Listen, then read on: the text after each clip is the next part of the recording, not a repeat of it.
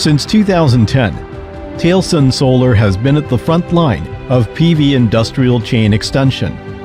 Tailsun Solar has developed and constructed dozens of large PV power plants all over China, as well as overseas regions, such as Italy, Germany, the United States, and Japan.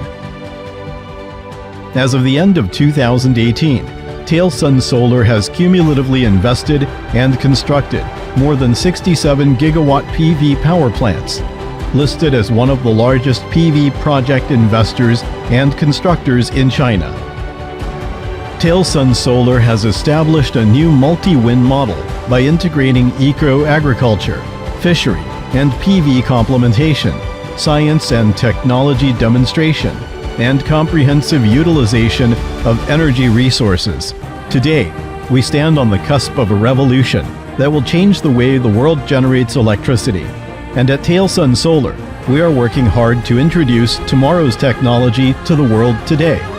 We will make as much efforts as we can to accelerate the transition to clean and reliable energy, empower people to build a green future for our next generation.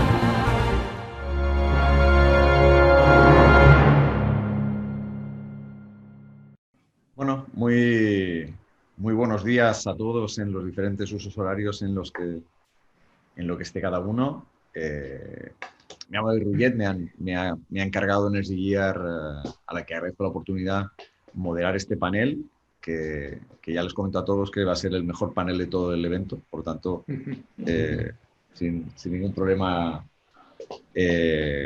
hacen bien atendiendo a este broadcast.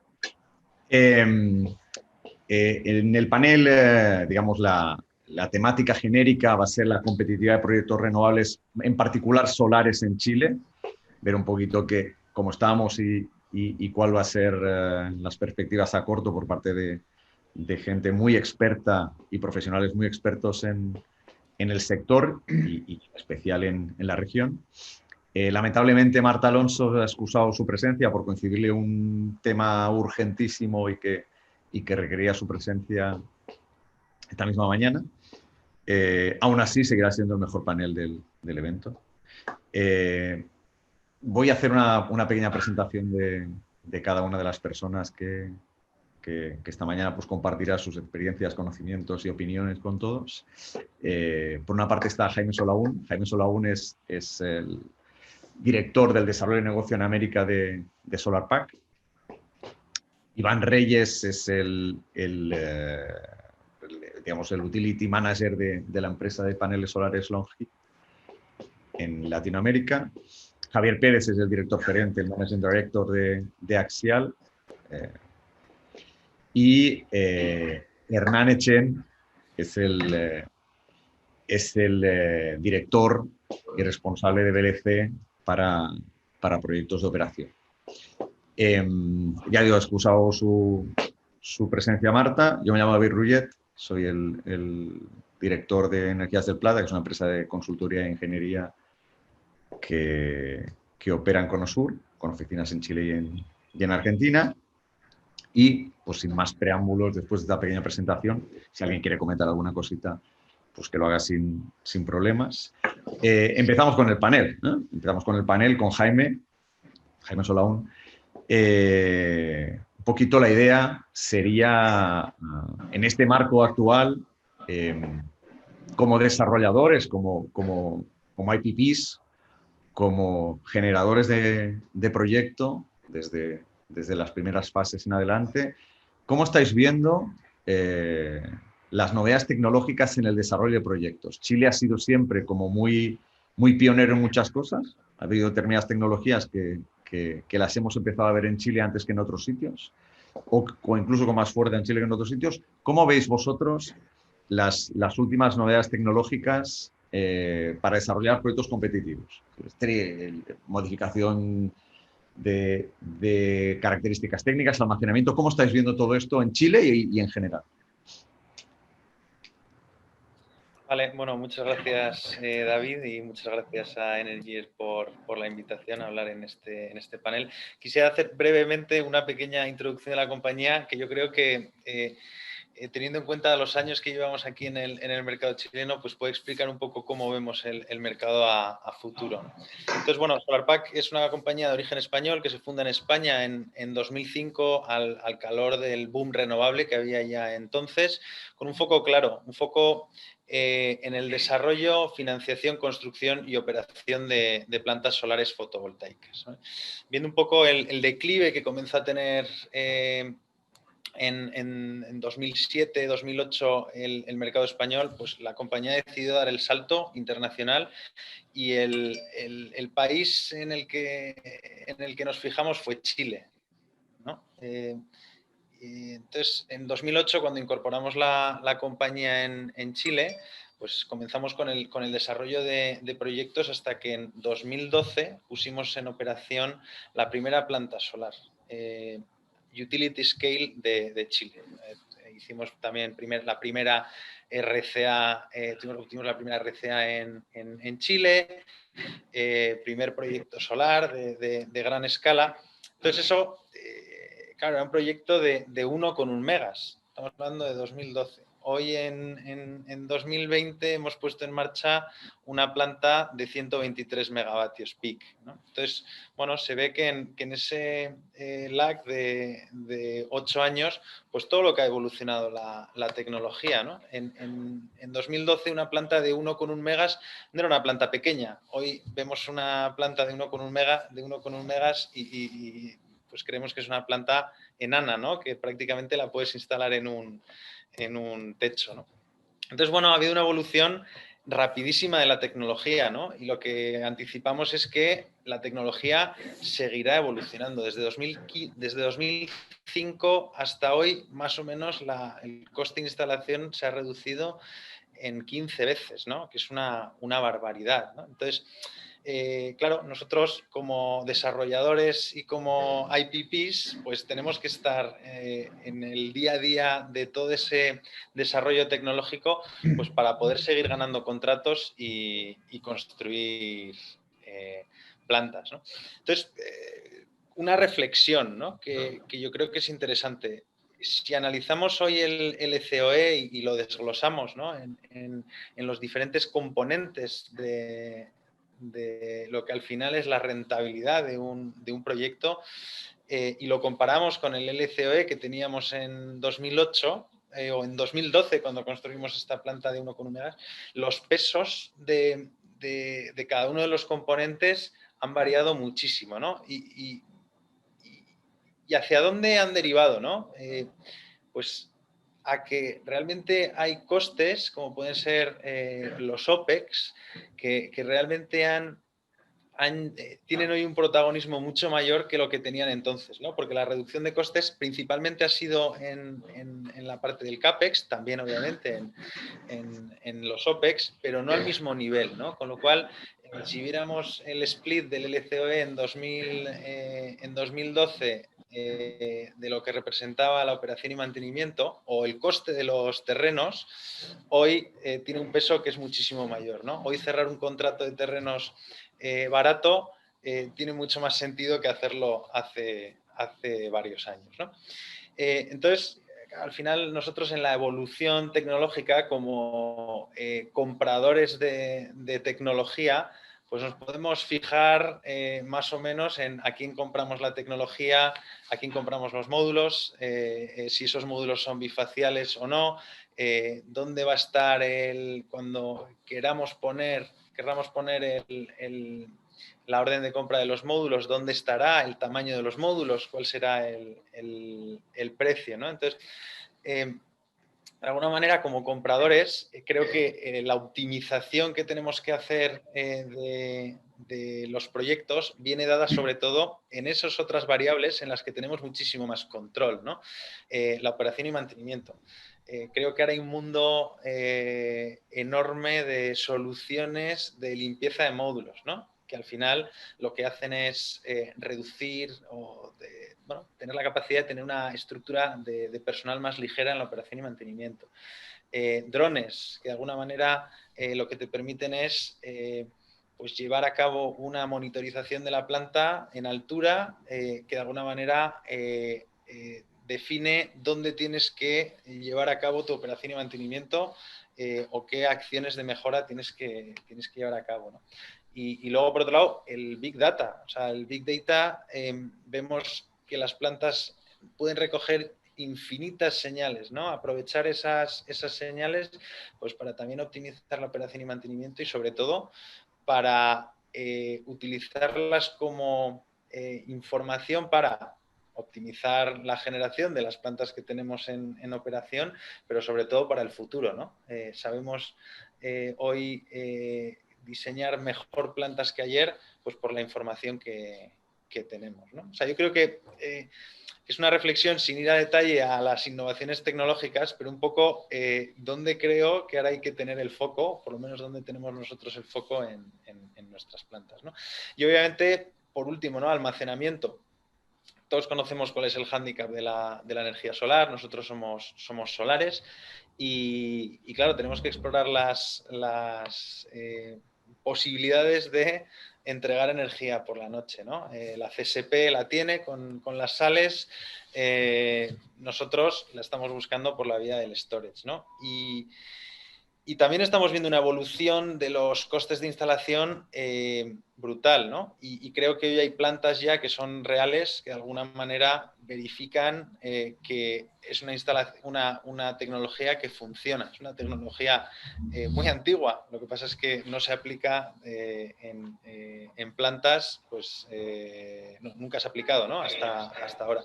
Y creo que Chile como tal es un país que, si bien necesita un poco más de apoyo institucional, ¿no? Es un país en el que es perfecto para el desarrollo de este tipo de tecnología, porque vemos que es un país que a nivel de LCOE pues tiene unos costes de la energía solar súper bajos, en parte por el gran recurso que tiene, ¿no? Entonces, bueno, pues de tecnologías de almacenamiento podemos hablar largo y tendido, pero lo que vemos es que hay que apuntar bien a la tecnología que se necesita para la aplicación que se le quiere dar y bueno, esperar que esa tecnología efectivamente pueda reducir su coste, que si seguimos las estadísticas de IRENA, pues en 2030 veríamos una reducción de en torno al 40-50%.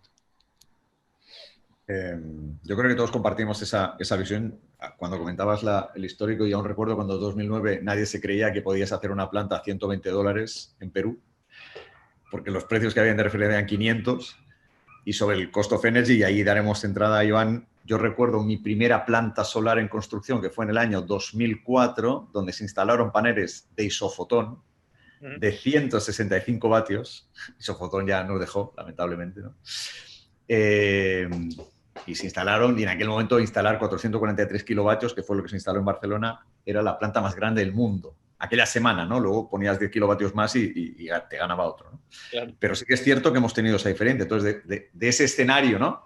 De esos paneles, esos módulos solares monos de 150 vatios pico de referencia de principio de los años 2000 y que coincido con los números que daba Jaime. En aquel momento la planta nos costó $9 millones, los 443 kilovatios, y hoy esos 443 kilovatios los haces por 300.000, ¿no?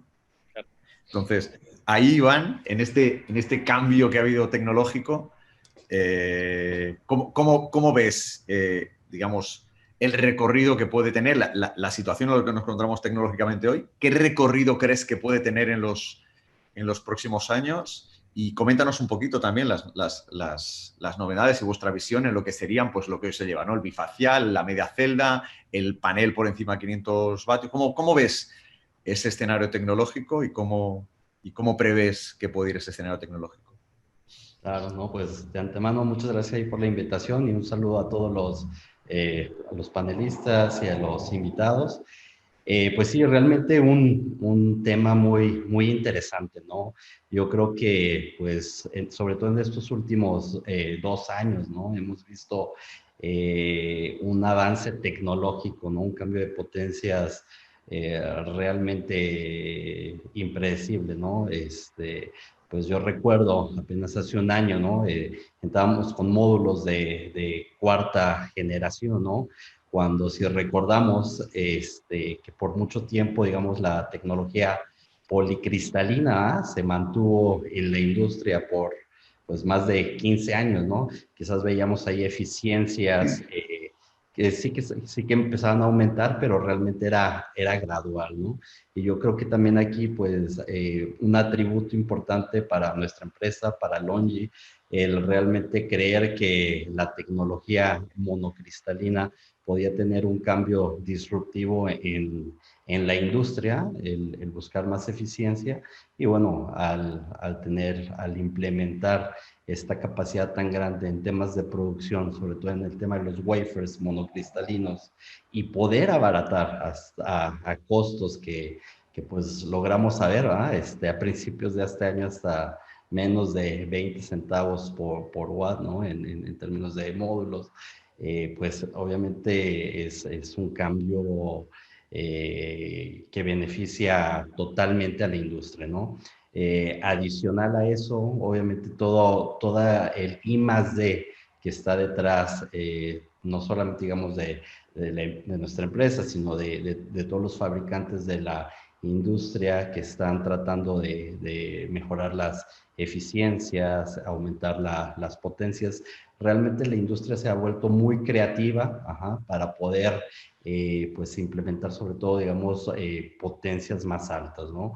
Ahora, pues sí que tenemos todo este beneficio de la tecnología monoPERC, que nos ha permitido avanzar bastante en temas de eficiencia, pero bueno, hemos visto también que el cambio en dimensiones de los módulos, como David mencionaba, que pasábamos de módulos de 160, que en ese tiempo, pues me imagino que eran módulos, me parece hasta de 36 celdas, ¿no? Ahora pues hemos visto ya módulos hasta 78 celdas, ¿no?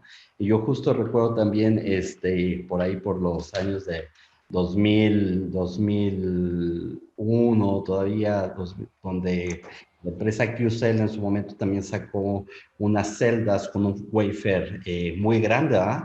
Pero pues todo el mundo en ese momento pues decía, pues, ¿será viable tener wafers tan grandes?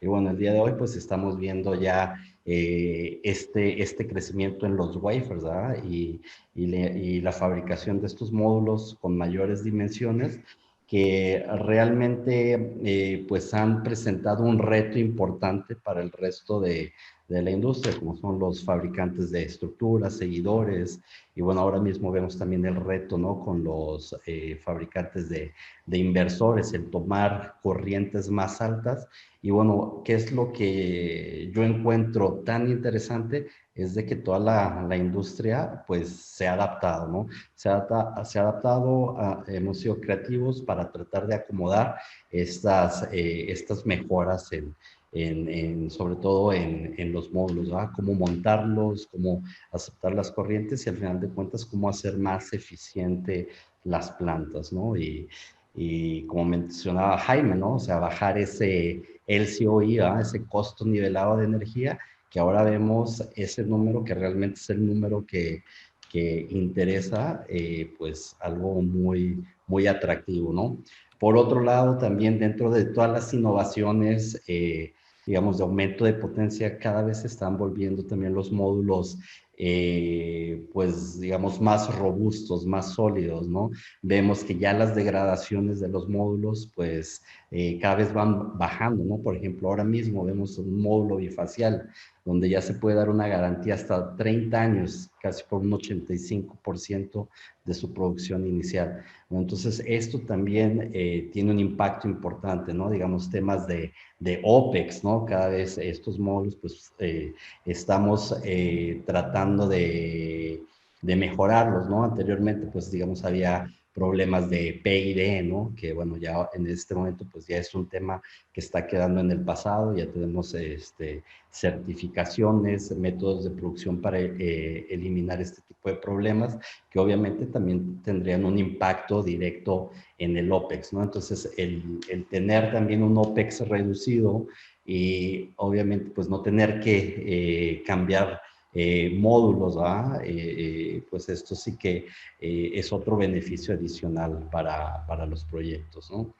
Digamos, dentro también de lo que vemos con la red de los fabricantes Tier 1, vemos que hay demasiada investigación y desarrollo. Obviamente todavía no hay un límite, digamos, en el aumento de potencia, sigue habiendo una carrera por tratar de traer potencias más altas. Se están investigando, se están haciendo análisis de muchas otras tecnologías que obviamente pues en su momento saldrán a la luz, ¿no? También por otro lado vemos bastantes fabricantes de equipos de producción para los módulos, ¿no? O sea, todas las líneas automatizadas de producción. Cada vez hay mejores máquinas, ¿verdad? Mejores robots que permiten hacer también pues la fabricación de los módulos más eficientes, más rápido y obviamente continuamos bajando el costo. Obviamente al mismo tiempo pues también con un crecimiento tan rápido, ¿no? Como lo hemos visto en estos 2 últimos años. Por ejemplo, ahora mismo nuestra empresa, hablamos de 30 gigawatts de capacidad, ¿no? Cuando hace apenas un par de años, pues la demanda mundial eran aproximadamente 100 gigawatts, ¿no? Entonces, digamos, no somos la única, otros fabricantes con capacidades similares, bueno, se está aumentando cada vez la demanda, que obviamente también todo el resto de la cadena de suministro, como en este caso el vidrio, el backsheet, encapsulante, pues digamos también estas empresas que producen estos componentes de materia prima, pues se tienen que poner al día, ¿no? A la par, porque realmente estamos viendo unos crecimientos y una demanda muy importante, ¿no? Y también estas empresas cada vez empiezan a tener también nuevas innovaciones en sus productos, lo cual nos va a seguir permitiendo también tener degradaciones menores en los módulos y que, bueno, esto al final de cuentas, pues va a representar totalmente en costos de LCOE más bajos, ¿no? Que al final de cuentas es lo que requiere la industria, lo que necesita la industria para poder pues, lograr estos objetivos renovables a nivel mundial. Comparto pues toda esa visión. De hecho, juntando un poquito las dos propuestas, la tuya, Iván, y la de Jaime, hace 15 años el coste de una planta solar no era digamos, las instalaciones solares. El coste clave era el panel, ¿no? Exacto. 15 años después se ha dado la vuelta. Donde tenemos que trabajar duramente para tener costes competitivos de proyecto es en el balance of plant o el balance of system, ¿no? Los paneles no son commodities, pero van a ese camino, ¿eh? Cada uno tiene sus mejoras, pero evidentemente los retos hoy, los retos de conseguir proyectos competitivos se encuentran especialmente en buenos diseños de proyecto, pero a la vez en reducir en la medida de lo posible el cost of energy, ¿no? Y el cost of energy derivado de lo que sería el balance of system, ¿no? Las instalaciones solares, la estructura, la interconexión eléctrica, el cableado. Ahí, Javier, como gestores de, digamos, de la parte que le da valor al panel, ¿no? Que pone en valor máximo y maximiza el panel, que serían las estructuras de soporte, las estructuras de seguimiento. Un poquito, ¿cómo veis esas novedades y esas tendencias y cómo veis la posibilidad y el arranque, el desarrollo que puede tener reducir el coste de instalación en proyectos a partir de diseños eficientes, construcciones eficientes? ¿Cómo veis ese escenario y cómo lo veis en Chile? Bueno, muchas gracias, lo primero, por la participación en el panel. Aquí enlazo un poco con lo que comenta Iván. Bueno, para nosotros todo ese desarrollo de los panelistas es un reto diario, porque todas esas modificaciones de tamaño, que al final es lo que a nosotros realmente nos afecta, son retos constantes. O sea, el pasar a paneles, como habéis comentado, de hasta 78 células, hace pues, que la superficie y la vela, sobre todo los trackers, sea un reto a la hora del diseño y de la optimización de costes. Para nosotros el mercado chileno, que es estratégico, estamos muy centrados tanto en proyectos de utility scale y PMGDs. El reto es sobre todo trabajar en proyectos PMGD en una estandarización, de alguna forma, en modelos de tracker que puedan cubrir necesidades en diferentes condiciones y para diferentes paneles, porque esto permite que un PMGD pueda ser casi tan competitivo como un proyecto en utility scale, que ese es el gran reto de un fabricante de tracker.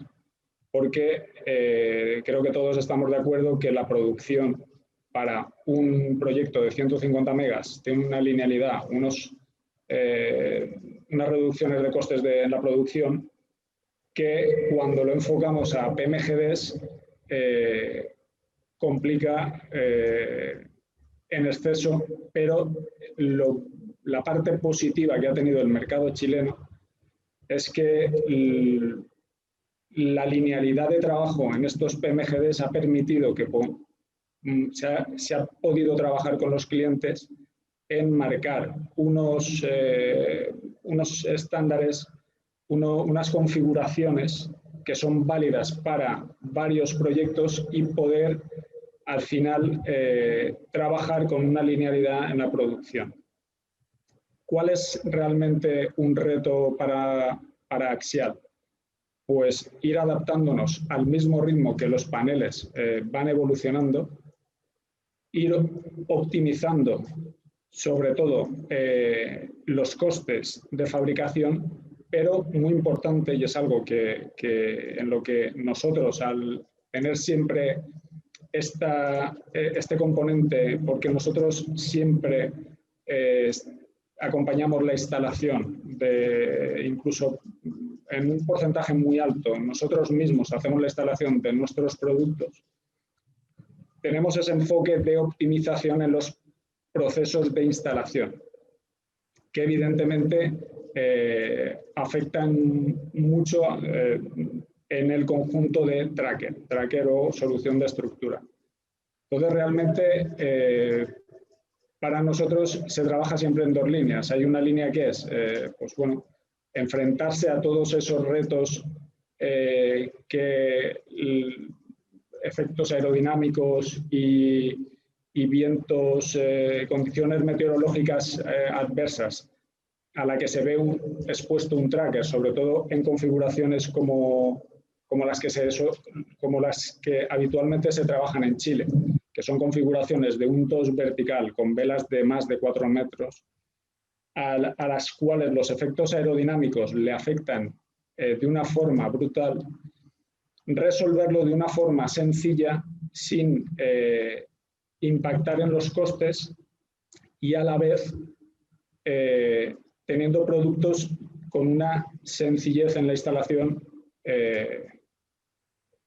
que se pueda ver reflejado en una reducción de costes. Este realmente es el reto al que, por lo menos Axial,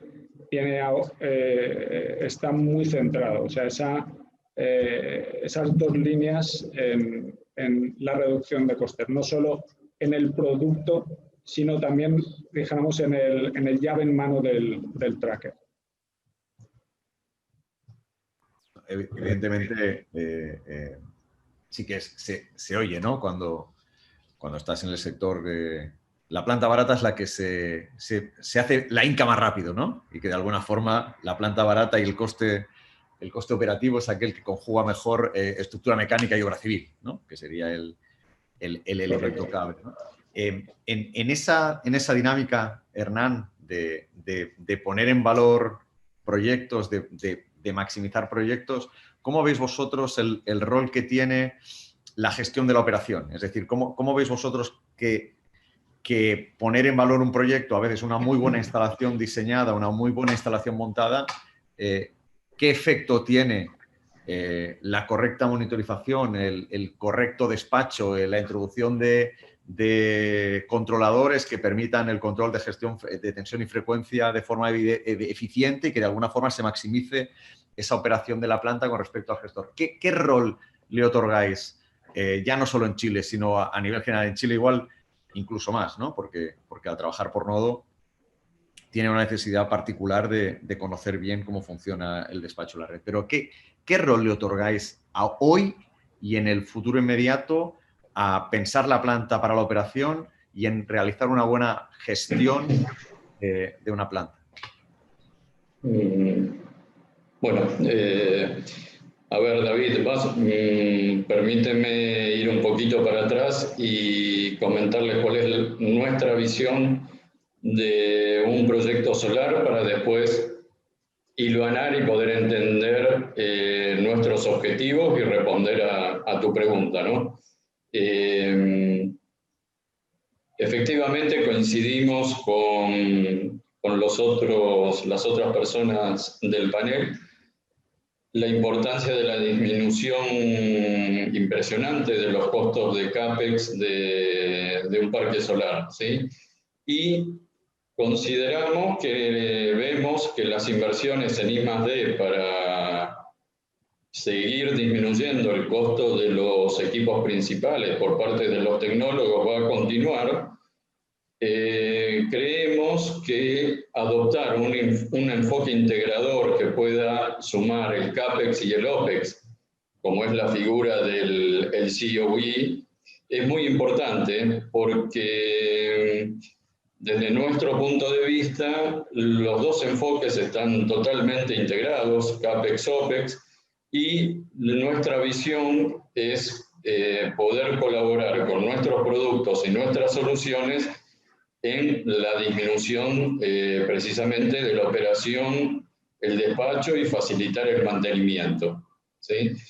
Desde ese punto de vista, la filosofía de la empresa es tratar de entrar en los proyectos en las etapas más tempranas posibles. Estamos hablando de la conceptualización o el desarrollo, para que la definición de los lineamientos del parque se realice sin perder en vista la operación y el mantenimiento, ¿sí? De esta forma pretendemos lograr o facilitar que el parque opere en su óptimo rendimiento durante toda la vida útil del activo, ¿sí? En este sentido, estamos hablando de analizar la operación y el despacho remoto y centralizado de múltiples activos y, por supuesto, lo que mencionó Jaime, tratar de integrar toda la información del funcionamiento del parque, toda la data, con la extensión más grande que se pueda. Estamos hablando desde los strings hasta la estación transformadora y el punto de conexión, porque es esta adquisición de información, su preprocesamiento y su análisis posterior lo que va a permitir optimizar el rendimiento del activo durante toda su vida, ¿sí? Si no contamos con esta gran cantidad de datos, posteriormente no vamos a poder utilizar o aplicar las herramientas y las tecnologías que hoy se están viendo de diagnóstico automático, sistemas inteligentes, ya sea, bueno, inteligencia artificial, machine learning, llevar a un extremo el mantenimiento predictivo, ¿sí? Y, bueno, otras tecnologías que seguramente van a seguir apareciendo en el futuro. Un poco para que conozcan lo que hacemos, nuestro grupo VLC Global Engineering Services cuenta con 2 unidades de negocios. Una que interviene durante la etapa de instalación del parque, proveyendo todos los sistemas de monitorización y control y los software de operación y gestión del activo. Y tenemos otra unidad de negocios que se dedica a la operación y despacho de esos parques y a la optimización del funcionamiento de los mismos, ¿sí? Bueno, creo haber contestado tu consulta. O sea, nosotros vemos en el futuro una integración muy importante de herramientas tecnológicas que permitan poder seguir optimizando el funcionamiento y el rendimiento de los parques solares. Continuando con la visión, al final hay que pensar en proyectos que se tienen que operar, es decir, que no son hermosas esculturas que reflejan la luz del sol, sino que son proyectos que hay que operar y hay que pensar desde el primer día en eso. En todo este entorno, ya os adelanto que hay un par de preguntas que intentaremos tratar al final, que hablan de hibridar solar por concentración fotovoltaica, como sería Cerro Dominador en Chile, y algo que me da a mí bastante miedo, que sería el hidrógeno. Igual porque, digamos, por background tuve que trabajar con cosas de esas y la verdad me da bastante miedo. Pero sí que en este escenario, ¿no? En este escenario en que hemos ido punteando todos los elementos que al final hacen proyectos competitivos, ¿no? Es decir, por un lado tenemos concepciones diferentes del proyecto, desarrollos diferentes, modificar la forma de trabajar en función del entorno, y ahí y coincidimos con Jaime, ¿no? que ha habido un punto en Chile en cuanto a ir adaptando y a la vez estableciendo nuevos retos de cara y obligar a adaptarse a todos los agentes, ¿no? Lo que dice Iván, ¿no? El cambio brutal tecnológico y esa curva de aprendizaje y esa curva de costes que va achatando bifacial y va achatando coste contra el monofacial monoperc, y que esta semana salía que ya se está haciendo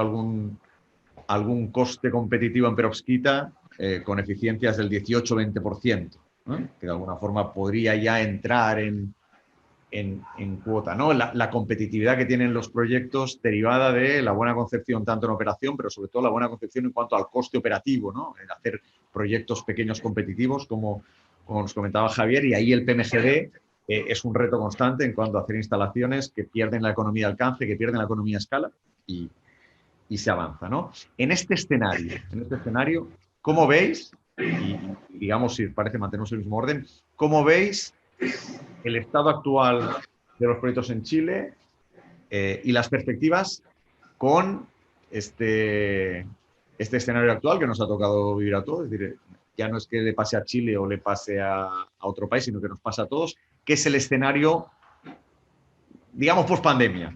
Supongamos que lo tenemos controlado, ¿no? ¿Cómo veis en este entorno las perspectivas que tiene Chile, las perspectivas actuales, pero sobre todo las restricciones que nos establece el tema de la pandemia para desarrollar proyectos? Jaime. Bueno, buena pregunta. A ver, mirando, o sea, si hoy miramos los números que hay para la energía renovable en Chile y concretamente para la solar, o sea, los proyectos que están declarados en construcción, no tengo ahora mismo la cifra en la cabeza, pero eran unas cifras abismales, ¿no? Y lo que se viene, ¿vale?, es también enorme. Con lo cual, bueno, ahí yo creo que eso dice mucho de los inversores, ¿no?, y de los desarrolladores de proyectos que de alguna manera pues están enfocándose mucho en este país. Un país con una capacidad instalada baja, porque la demanda no es enorme, ¿no?, si lo comparamos con otros mercados. De alguna manera eso viene motivado por varias razones. Uno, yo creo que la seguridad jurídica que siempre ha tenido este país, que quizá en algunos momentos pues ha puesto un poco en tela de juicio. Bueno, veremos cómo evoluciona a futuro. Y luego, desde el punto de vista solar, pues el nivel de radiación que hay en el país, ¿no? O sea, eso yo creo que es lo bueno. Que no es tan bueno, ¿no? Y creo que hay que vigilarlo bien. El mercado eléctrico chileno, pese a ser muy sólido, es un mercado eléctrico complejo, es un mercado eléctrico multinodal. Y bueno, pues es multinodal porque en su momento se decidió que fuera multinodal, ¿no? Y quizá la forma que tiene Chile, pues haga sentido que sea multinodal. Pero esa estructura del mercado eléctrico añade riesgos, ¿no? Y añade riesgos porque hoy llevar un megavatio desde Calama a Temuco, pues no es barato, ¿no? Vemos que hay distorsiones en los costes marginales de cada nodo, que al final vienen motivados por una transmisión que no está bien planificada, ¿no? Y no está bien planificada por el boom que está habiendo ahora mismo de toda la tecnología, ¿no? Es más, yo creo que ahora mismo en el sur, incluso zona de desarrollo de energía eólica, pues está pasando un poco lo mismo que está pasando en el norte, ¿no? Que al final se están generando esos riesgos nodales.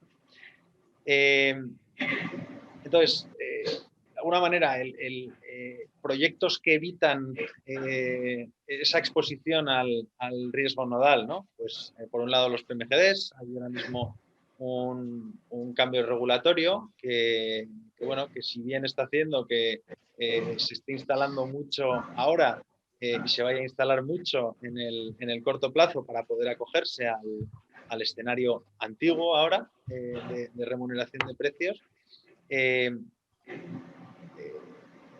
Y luego, bueno, el tipo de proyecto que es merchant, ¿no? Esos serían, de alguna manera, los proyectos que de alguna manera se salvan un poco, que no del todo el PMGD, pero del riesgo nodal, ¿no? Y por otro lado, lo que tenemos es un escenario también de baja demanda, motivado por Chile, el 18 de octubre y también el efecto de la pandemia. De alguna manera están tirando abajo los costes marginales. Entonces, estamos creo que en un momento coyuntural que es raro.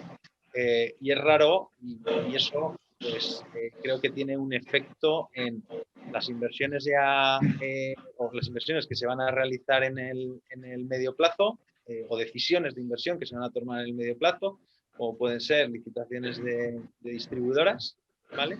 En las que veremos cómo salen los resultados, y luego, bueno, decisiones de inversión que se tomaron, ¿vale? Y que puedan tener efecto en algunos de los proyectos, ¿no? Yo creo que resúmenes, creo que se necesita dinamizar más la instalación de los planes de expansión de la transmisión para poder acoger a toda la instalación renovable que viene, y concretamente la instalación solar. Y luego, por otro lado, pues bueno, vigilar un poco cómo evoluciona la demanda, pues para ver cómo va a evolucionar el coste marginal. Iván, ¿cómo lo veis? ¿Cómo veis este escenario? No se te oye. Sí, bueno, pues desde la parte de tecnólogo, pues realmente estamos viendo pues una demanda muy grande, ¿no? Tanto en proyectos utility como en proyectos PMGD.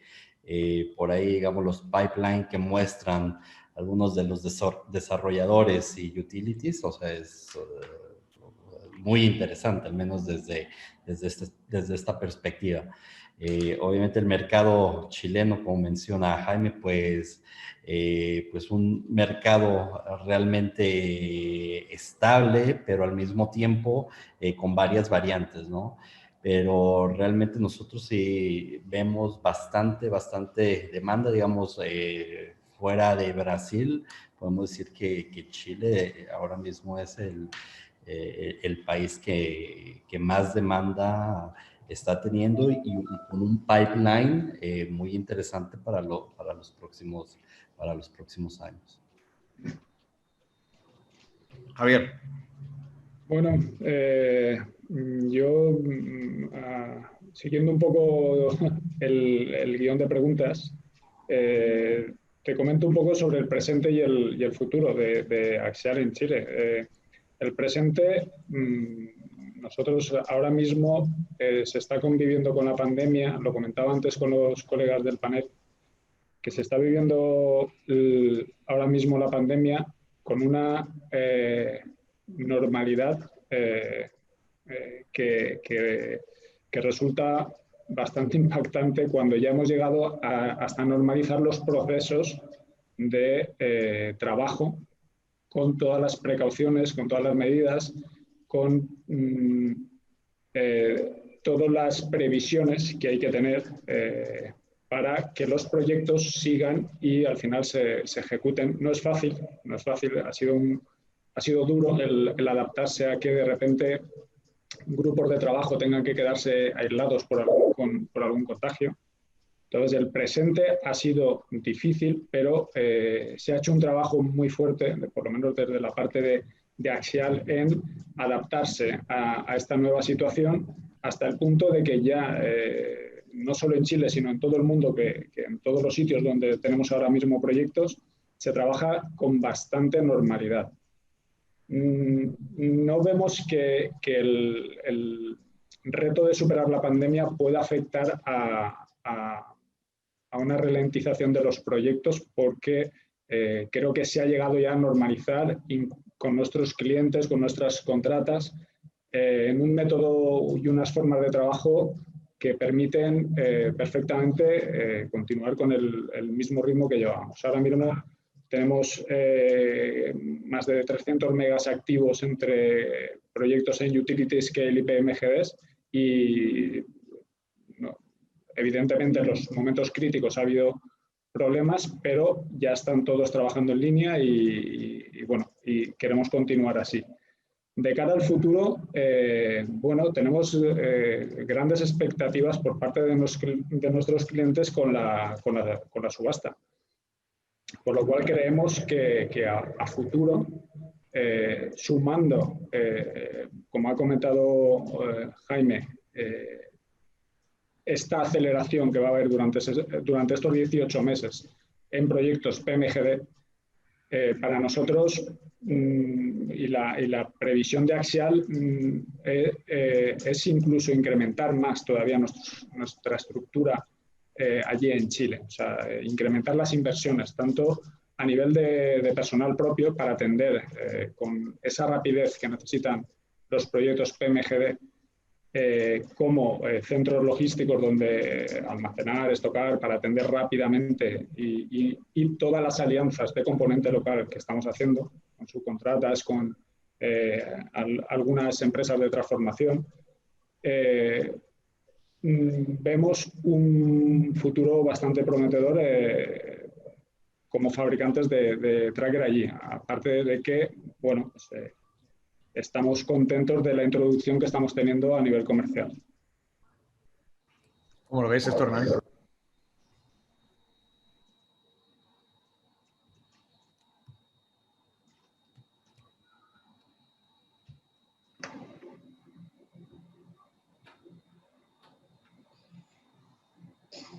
Bueno, ¿me escuchan? ¿Sí? Estoy teniendo algún problema yo para escucharlos. Bueno, en nuestro grupo, vemos el mercado chileno como muy importante, ¿sí? Cuando lo escuchamos a Jaime, pensaba qué diferente se ven las cosas cuando uno está ya en un mercado o cuando desde afuera lo ve como un mercado nuevo para desembarcar, ¿cierto? Creemos que el mercado de la energía en Chile lo vemos como el más estable y desarrollado de Latinoamérica, ¿sí?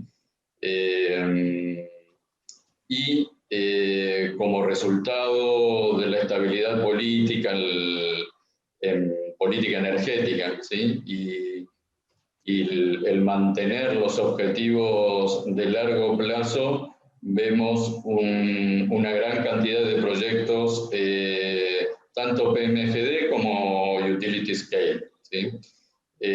Por eso, tenemos como plan establecer una base operativa el año que viene, en el 2021, y con la incorporación de ingenieros locales que nos permitan, por un lado, continuar algunos proyectos en biomasa que ya hemos desarrollado, pero por sobre todo atacar el mercado solar. ¿Sí? En cuanto a los cambios en el régimen de remuneraciones y en la postergación de la subasta, creemos o lo vemos como resultado de que la planificación y la revisión periódica de lo planificado hace que, lógicamente, los planes deban adaptarse a la evolución del mercado, ¿sí? Sobre todo, bueno, con esto de la pandemia y la disminución de la demanda. Así que, bueno, vamos a apostar a ganar mercado en Chile. Y también lo vemos muy importante desde otro punto de vista, que es que Chile ha estado siempre a la vanguardia del mercado de renovables, ¿sí? Y en ese sentido nos va a obligar por un lado y a posibilitar por el otro adaptar nuestros desarrollos, nuestras soluciones a las tecnologías que se vayan incorporando, ¿sí? Estamos hablando de bueno, parques híbridos, generación híbrida, hidrógeno verde, concentración, almacenamiento. O sea, vemos el mercado chileno como con un potencial muy importante para ir incorporando nuevas herramientas, nuevas aplicaciones y seguir como empresa desarrollando nuestros productos. Al final no, vamos a venir todos y no vamos a caber, ¿no? Aquí sí que en este sentido, de estas preguntas o este planteamiento que planteas a las nuevas tecnologías, aprovecho y os lanzo unas cuantas de las preguntas que han hecho las personas que están participando como delegados o participantes del evento y lo están viendo por YouTube o lo están viendo con los enlaces particulares. Lanzo una pregunta para Javier y para Iván conjunta, porque creo que tiene Israel Sánchez nos pregunta sobre tamaños de celda y adaptación de equipos para nuevos tamaños de celda y a la práctica tamaños de panel, ¿no? Los paneles de 500 que prácticamente están haciendo 3 metros cuadrados, 280, 270, contra los históricos paneles 72 celdas que hacían 2 metros cuadrados, prácticamente casi todos, ¿no? Tenían todos esos tamaños, pues eso obliga a replantearse muchas cosas, ¿no? ¿Cómo lo estáis viendo comercialmente a nivel de la demanda que tiene este, entre comillas, superpanel, ¿no? Que incluso en la Expo Shanghai de agosto se llegaron a presentar paneles de 800 vatios? ¿Cómo veis esto? ¿Cómo veis los retos? Y ahí le lanzo otra pregunta a Javier relacionada con esto, ¿no? Que es, en Argentina, cuyo digamos, precordillera va afectada pues, por los vientos, lo que sería el viento del norte, el viento Zonda, que sería pues, la versión del viento blanco chileno, el efecto Foehn que llega a la precordillera y donde hayan habido episodios muy particulares de viento. ¿Cómo veis, Iván, cómo veis el desarrollo y las perspectivas del panel grande? Y Javier, ¿cómo veis la adaptación que tiene que hacerse en los proyectos para asegurarse que cargas de viento, nieve y sismo, especialmente en Chile, sean compatibilizadas por estos paneles tan grandes y que aumentan tanto la luz de los proyectos? Iván, si quieres, empieza tú por el primero. No se te escucha. Ahí, sí, bien. Sobre todo en el tema de los módulos. Obviamente, pues quizás ha sido una fórmula un poco más sencilla el poder únicamente aumentar el tamaño y alcanzar potencias, ¿no? Esto rápidamente se puede hacer. Sin embargo, bueno, este módulo de 500 creemos que, digamos, es el tamaño perfecto, sobre todo para darle esa pausa también a la industria, de poder adaptarse a estos nuevos tamaños, ¿no? Por ahí, como comentabas, ¿no? Se han visto hasta módulos de 800, por ahí, digamos, hay algunos otros fabricantes que están apostando por módulos de 600, donde obviamente pues el tamaño es más grande, algunas configuraciones en el tema de los strings del mismo módulo, hay ciertas variaciones, corrientes aún más grandes. Entonces, quizás todo esto es muy deprisa para que el resto de la industria se pueda adaptar, ¿no? De hecho, también vemos este tema mismo en el transporte, ¿no? O sea, bueno, ¿cuántos módulos podemos meter realmente en un contenedor? Y el tamaño, entre más grandes, pudiese ser que afecten también la limitante de espacio en el contenedor y en vez de tener una ventaja competitiva en el coste de logística, pues esto se reduce, ¿no? Porque al final meteremos menos unidades, ¿no? Así que bueno, ahora mismo con estos módulos de 500 hemos hecho un estudio exhaustivo donde creemos y donde obviamente estamos también trabajando de la par con varios fabricantes de seguidores, donde tratamos de que esta medida realmente se pueda implementar sin mayor problema, ¿no? De hecho, por ahí ya tenemos varios estudios de independientes donde realmente confirman esto y nuevamente, ¿no? La fórmula perfecta va a ser ligado al costo nivelado de energía, ¿no? Y bueno, este módulo al día de hoy presenta un costo nivelado de energía muy bueno y el resto de los participantes en la cadena están adecuándose a este tamaño. Pero bueno, Como escuchamos esto, Javier, que amplía el tamaño de la estructura y también amplía el pitch, ¿no? Porque al final paneles más grandes obliga a separar los ejes y aumenta también. ¿Cómo veis el reto que representa el panel grande, los tamaños grandes de célula y la superpotencia?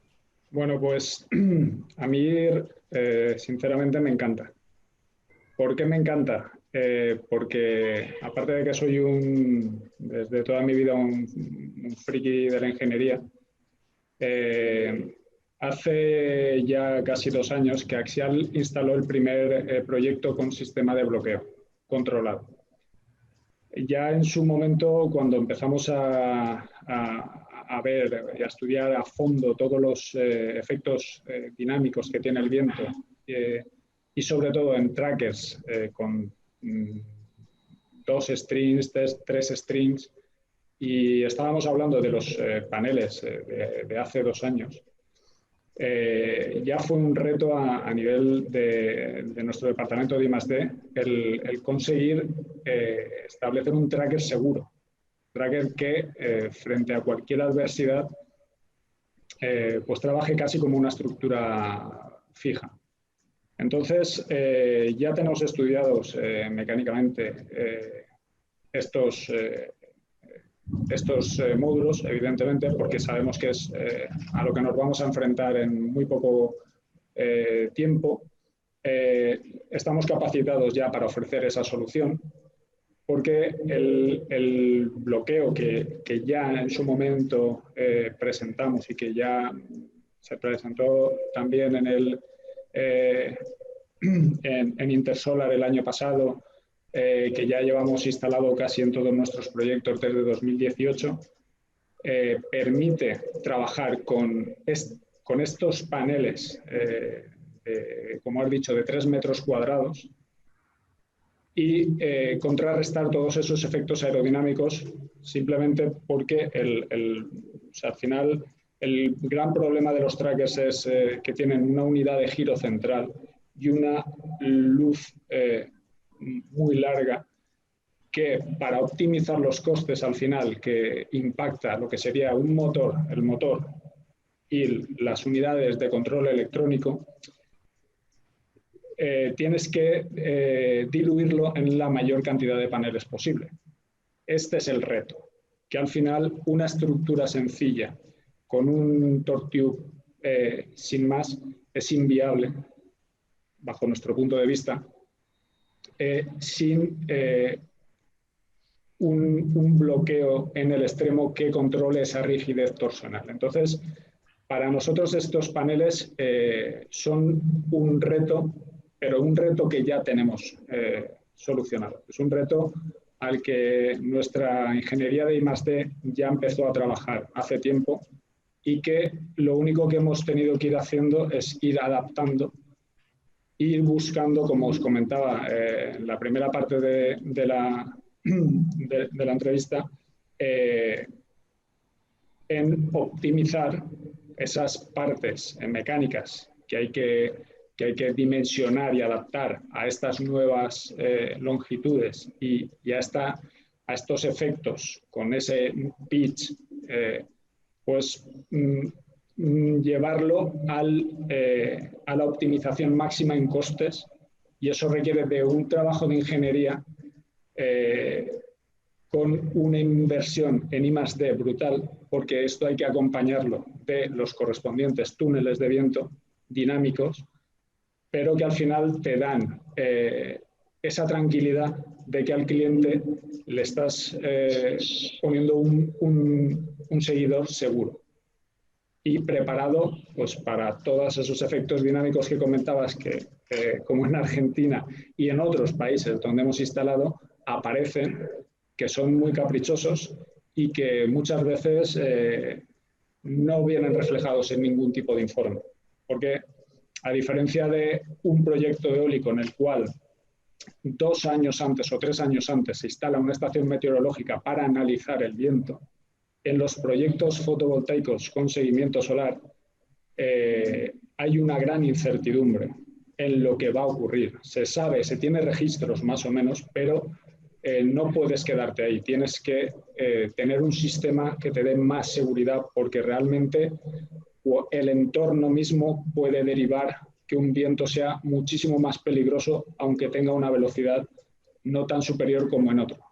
La dirección, todos estos efectos dinámicos y, bueno, pues afortunadamente esta parte por axial la tiene resuelta y estaremos encantados de que Iván y todos los fabricantes nos lancen el reto y nuestros clientes nos lo pongan delante. Ahí, ahí en relación a esta, ¿no? Esta problema que tiene la ingeniería, ¿no? Ese mal necesario que al final se acaba considerando la ingeniería, los proyectos un mal necesario, ¿no? Tenemos que pasar por la ingeniería porque esto es plug and play, ¿no? Estos proyectos y, bueno, y luego vemos que no, ¿no? En ese sentido hay una pregunta que me parece muy interesante que hace Pilar Visteni, que dice: ¿qué opináis del repowering? ¿Qué opináis de que plantas que igual no han llegado al fin de la vida útil, dado lo rápida que avanza la curva de aprendizaje, puedan plantearse instalar unos paneles? Obviamente que ahí la casuística es infinita, ¿no? Desde el PPA que no te deje vender más energía o la estructura que no te permita un panel diferente. Obviamente que hay una digamos, diversidad evidente. Pero ¿qué opináis de Jaime, ¿no? Un poco como dueño de estas cosas, ¿no? Como dueño de los proyectos. ¿Qué opináis del repowering solar?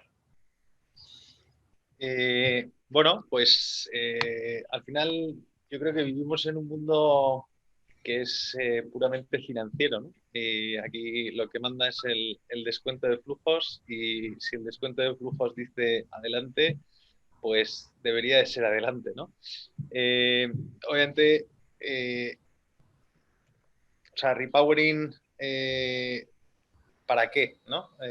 Mencionabas, David, ¿no? Un tema que yo creo que es importante, ¿no? Si tengo una planta que tiene un PPA, ¿cómo es ese PPA? ¿Cómo ha ido degradando el módulo de mi planta?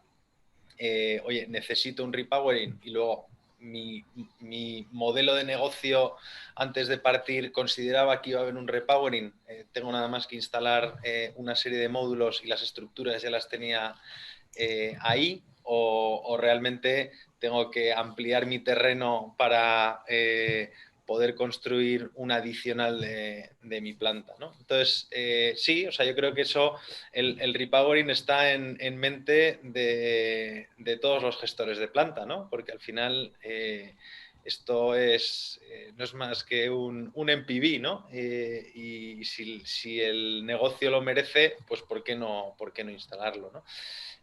Yo creo que en general, y un poco motivado por lo que mencionaba de inicio, que hay una serie de variables ahora que entran a jugar, que antes quizá eran secundarias, como son el coste de los terrenos, pues creo que hoy hay poco espacio adicional en los proyectos para poder instalar nueva capacidad para de alguna manera suplir la degradación, ¿no? Eso por un lado. Luego, por otro lado, que hoy me merezca la pena en mi negocio desmantelar parte de la planta para poder volver a instalarla y conseguir inyectar más energía. Pues depende, ¿no? En el escenario en el que estemos. Si mi PPA me lo paga, pues entiendo que adelante, ¿no? Si el mercado spot me lo paga, pues entendería que adelante. Si no hay un adicional que me lo pague, pues sería una solución que no tendría sentido. Creo que vale más que un repowering muchas veces, pues tener esa capacidad de negociar extensiones de plazo al alquiler de terrenos, ¿no? O si son proyectos en el norte, en terrenos fiscales en Chile, pues tratar de extenderlos, ¿no? Aunque según la ley, ¿no? Pues eso no se permite, ¿no? Entiendo que todo es sentarse a negociar, ¿no? Y creo que en ese sentido los que hoy se negocian ya de plantas solares concretamente, pues ya buscan un horizonte mayor de 30 años, ¿no? Yo creo que la vida útil de las plantas, pues no hay duda de que tiene que ir más allá de los 30 años, ¿no? Con lo cual, repowering, pues yo creo, conclusión, ¿no? Lo que decía de inicio, si el modelo los sustenta, lo soporta, pues ¿por qué no? Bueno, nosotros al empezar el panel ya avisábamos que era el mejor de todos, que eran los mejores panelistas, los mejores temas, los más interesantes. Yo creo que no se ha defraudado a nadie. Recapitulando un poquito, el panel pues coincide que Chile es un mercado floreciente, no sé si el mayor de Latinoamérica, porque también está Brasil y está México o Colombia on fire, ¿no? Que serían los 4 grandes mercados, cada uno con sus particularidades y sus condiciones, que los desarrollos tecnológicos pues están ahí, siguen avanzando y no se deja de avanzar, que los retos para los fabricantes y para los proyectistas acaban siendo constantes y que al final ahí, afortunadamente, escenarios tan complejos como la pandemia, la energía solar no los ha visto, es más, se ha sabido adaptar muy rápidamente y ninguno de los participantes pues ha comentado problemas críticos, sino más bien sorpresivamente generación de oportunidades que han sido solventadas rápidamente. Y en el fondo esa necesidad de pensar los proyectos correctamente, ¿no? Como otra de las conclusiones del panel, pensar los proyectos correctamente, valorando con qué costes me estoy encontrando, cuáles son las necesidades que establece constantemente el mercado chileno a la hora de particularizarlos y pensarlos correctamente de las fases iniciales hasta las finales, ¿eh? Entiendo que como conclusiones del panel pues estaríamos todos de acuerdo con estos lemas, axiomas y corolarios de cómo manejarse en Chile, ¿no? Agradeceros en nombre de la organización pues a todos la participación. Empieza en breve otro panel interesantísimo y nada, agradecer a todo el mundo que ha estado visionando este, ya digo, interesantísimo panel. Las múltiples preguntas que nos han hecho, que algunas se han quedado sin contestar. Muchas gracias a todos y que siga el evento Energía. Gracias a ustedes, seguimos en contacto. Gracias. Saludos. Adiós. Saludos.